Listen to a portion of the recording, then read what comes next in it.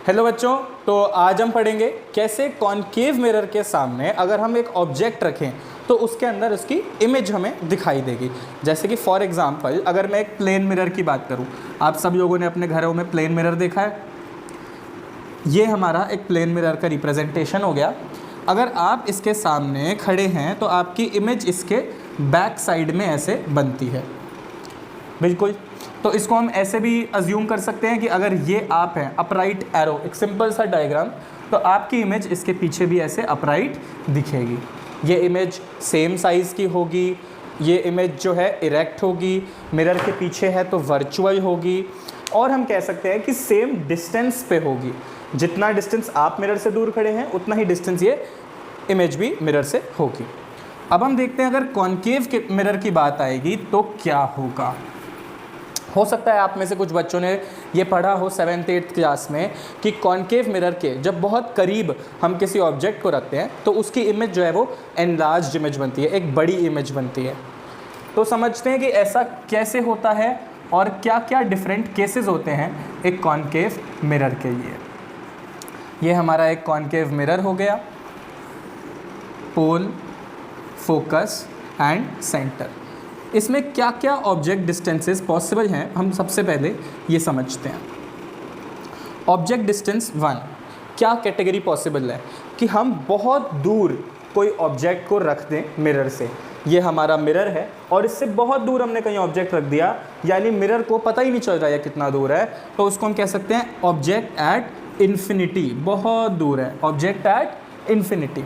दूसरा, हम ऑब्जेक्ट को पास लाए और जस्ट इसके सेंटर ऑफ कर्वेचर से पीछे ऑब्जेक्ट को हमने रख दिया। जैसे फॉर एग्जांपल यहाँ हमने ये ऑब्जेक्ट को रख दिया, ऐसे एरो से हम ऑब्जेक्ट को दर्शाएंगे और AB से इसे हम मार्क कर देंगे। तो ये हमारी पोजीशन हो गई ऑब्जेक्ट बियॉन्ड C, यानी C से पीछे। देन सेकंड हमारा है ऑब्जेक्ट एट C। बिल्कुल अगर मैं एग्जैक्टली ऑब्जेक्ट को C पे रख दूं तो ये हमारी पोजीशन हो जाएगी। ऐसे ही और हम पोजीशंस क्रिएट कर सकते हैं कि C और F के बीच में ऑब्जेक्ट हो, या एग्जैक्टली F पे ऑब्जेक्ट हो, या F और P के बीच में ऑब्जेक्ट हो, है ना। क्या हम P पे ऑब्जेक्ट को रख सकते हैं? नहीं रख सकते, क्योंकि वो तो एक मिरर का ही पार्ट है। तो हमारी 6 ऑब्जेक्ट पोजीशंस यहाँ क्रिएट होती हैं। सबसे पहली एट इन्फिनिटी, यानी कि मिरर से काफ़ी दूर। सेकंड ऑब्जेक्ट बियॉन्ड C, यानी C के भी बियॉन्ड। थर्ड एट C, बिल्कुल हमने C के ऊपर ऑब्जेक्ट को रख दिया है। Fourth object between C and F। Fifth object at F and sixth object between F and P। अब इन 6 केसेस में, इन 6 केसेस में हम देखेंगे इस वीडियो में कि कैसे हमारा ऑब्जेक्ट के डिस्टेंस को चेंज करने से इमेज में फ़र्क आता है। ठीक है, तो चलो स्टार्ट करते हैं।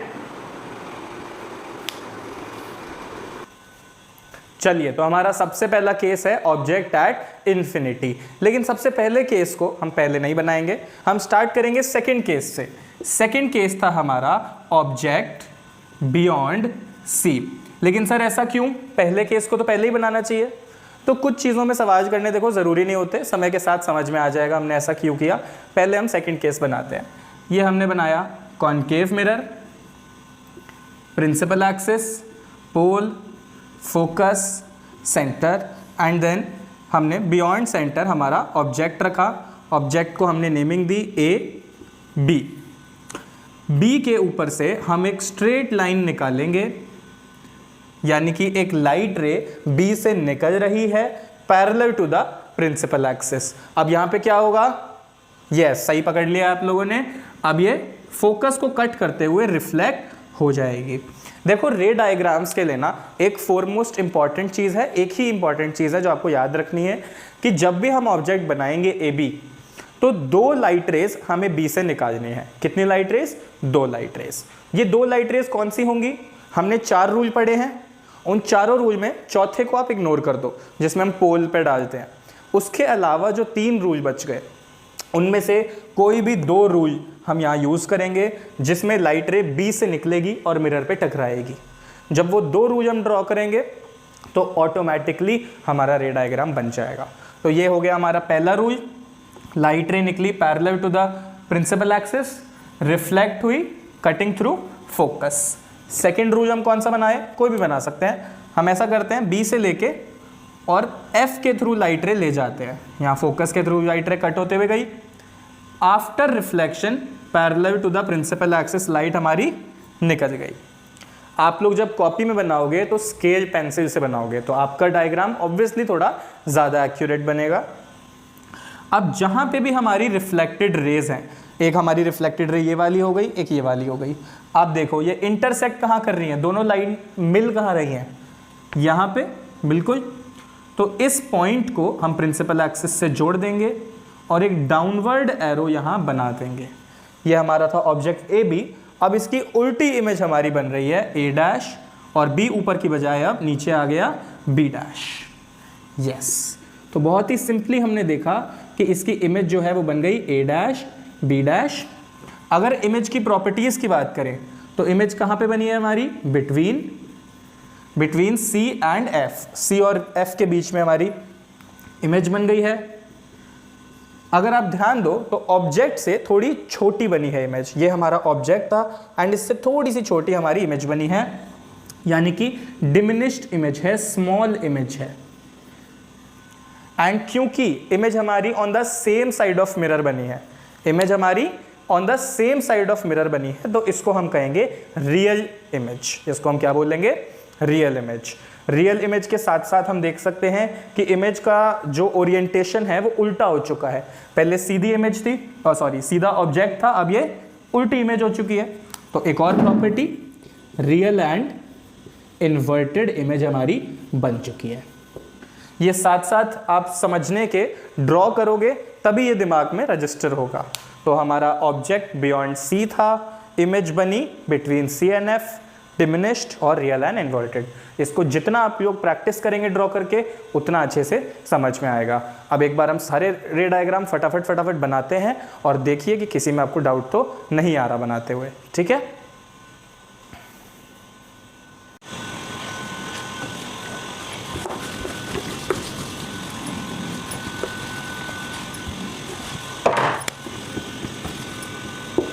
थर्ड हमारा है ऑब्जेक्ट एट सी। इसमें हम देखेंगे ये हमारा मिरर हो गया, principal axis, pole, focus, centre. Object हमने रखा एग्जैक्टली सी पे, ये हमने निकाली लाइट रे, ऑब्जेक्ट को नाम दिया हमने A B. After reflection cutting through focus, then B से फोकस के कट करने के बाद after reflection parallel to the principal axis, then हम देख सकते हैं यहाँ पे दोनों रेस इंटरसेक्ट हुई, इसको हमने मीट कराया, यह था हमारा सेंटर ऑफ कर्वेचर। तो ये हमारा इमेज बना ए डैश बी डैश। जो हमारी इमेज बनी ए डैश बी डैश, हम कह सकते हैं कि वो एट सी बनी, सेम साइज एज ऑब्जेक्ट बनी। हो सकता है आपको मेरे डायग्राम में ये थोड़ा सा डिफरेंस दिख रहा हो, बट जब स्केल पेंसिल से आप कैलकुलेशन करेंगे और ये बनाएंगे तो ये ऑब्जर्वेशन जो आपकी आएगी, कह सकते हैं हम सेम साइज की होगी। तीसरा, रियल एंड इन्वर्टेड हमारी इमेज बनी है, real and inverted on the same side और उल्टा बनी है। चौथा देखते हैं हम,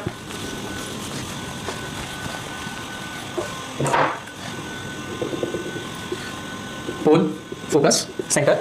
एंड फोर्थ कौन सा है, fourth is object between C and F. ये हमने ऑब्जेक्ट बनाया, यहाँ पे ध्यान रखेंगे कि ऑब्जेक्ट को छोटा ही रखना है, ज़्यादा बड़ा ऑब्जेक्ट नहीं बनाना है। तो ये पैरेलल रे निकाली हमने, फोकस के थ्रू कट करी, फोकस के थ्रू कट हुई, देन नहीं हम पोल पे नहीं डालेंगे लाइट रे, पोल वाला रूल हम नहीं यूज़ करते हैं।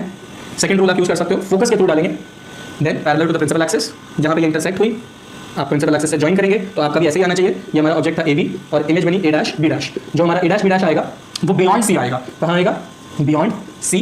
जो हमारी इमेज है वो कैसी बनी है, इस बार एनलार्ज बनी है। आप क्लियरली देख सकते हैं ऑब्जेक्ट से काफी बड़ी इमेज बनी है और साथ ही साथ रियल एंड इन्वर्टेड ये बनी है, ठीक है। अब हम करेंगे हमारा फर्स्ट केस वापस से।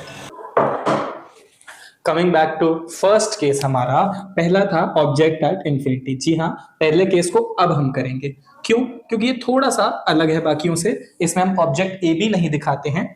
ये हमने बनाया एक कॉनकेव मिरर अपना, ये हमने बनाया पोल, ये हमने बनाया फोकस, ये हमने बनाया सेंटर।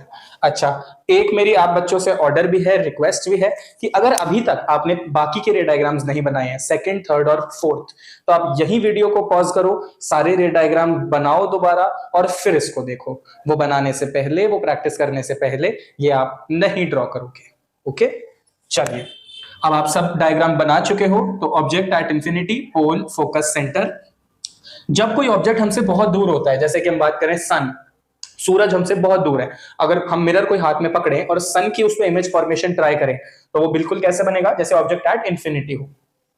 तो वहां ऑब्जेक्ट की एक बहुत इंपॉर्टेंट प्रॉपर्टी क्या होती है कि ऑब्जेक्ट बहुत बड़ा होता है, object is infinite in size also. तो हम ऑब्जेक्ट को यहाँ पे प्रिंसिपल एक्सिस के दोनों साइड दिखाएंगे। यहां से हमारी लाइट रेज पहले डॉटेड दिखाएंगे क्योंकि लाइट रेज इंफिनिटी से आ रही हैं, एंड देन सॉलिड रेज हमारी मिरर पे टच होंगी, और ये दोनों साइड से ऐसा ही बनेगा।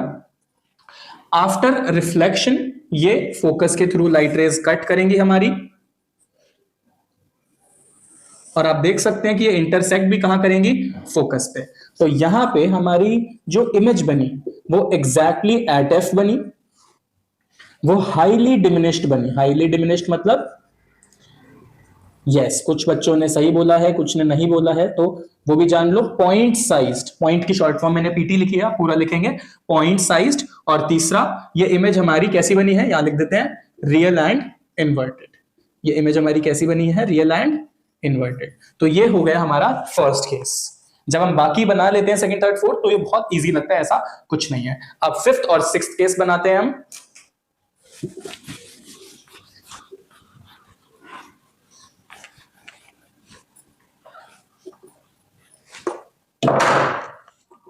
फिफ्थ है हमारा object at F. Object at F, ये हमने रखा mirror, principal axis, pole, focus, centre.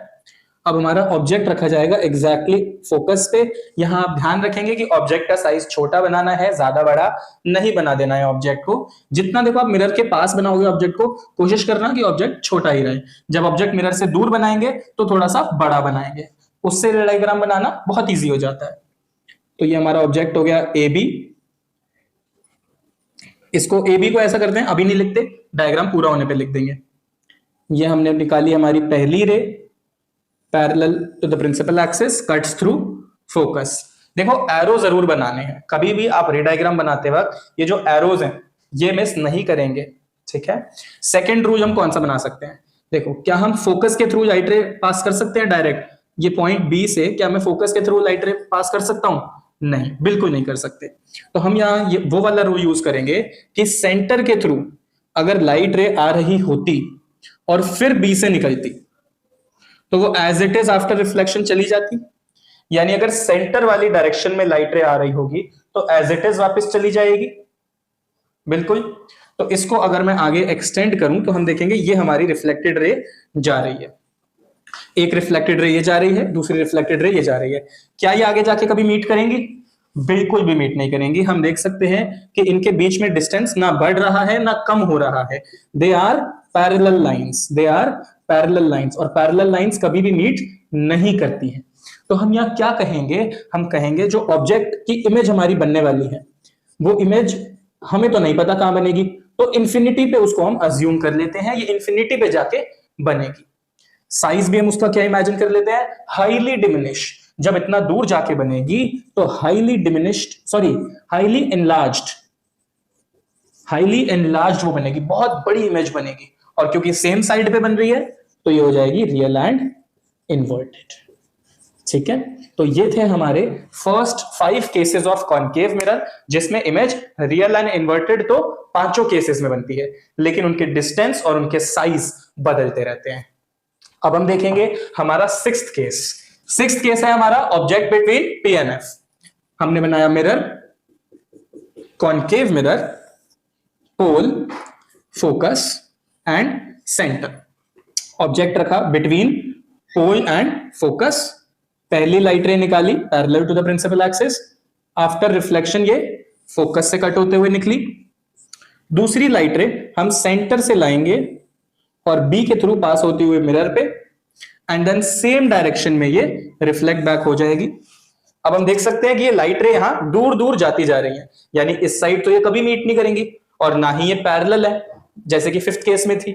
तो हम यहां देखेंगे कि राइट साइड ये रेस देखो पास आती जा रही है, तो राइट साइड अगर मैं इनको एक्सटेंड और पीछे की तरफ ऐसे डॉटेड लाइन से देखूं तो ये थोड़ी दूर जाके पीछे मिल जाएंगी।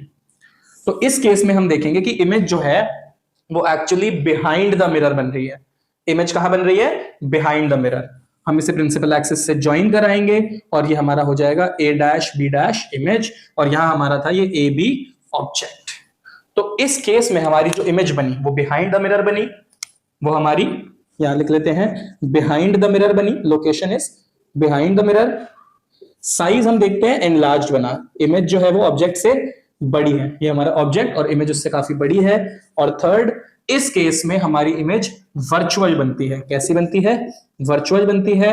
और साथ ही साथ जैसे ऑब्जेक्ट था वैसे ही सीधी इमेज है, अपराइट इमेज है या इरेक्ट हमारी इमेज है। तो वर्चुअल एंड इरेक्ट, ये हमारा इमेज का नेचर हो गया। तो दिस वाज कनकेव मिरर, उसके रूल्स एंड रे डायग्राम्स। आगे हम देखेंगे कैसे कॉन्वेक्स मिरर के लिए हम ये चीजें बनाते हैं और किस तरह इनके एप्लीकेशंस डेली लाइफ में हम यूज करते हैं।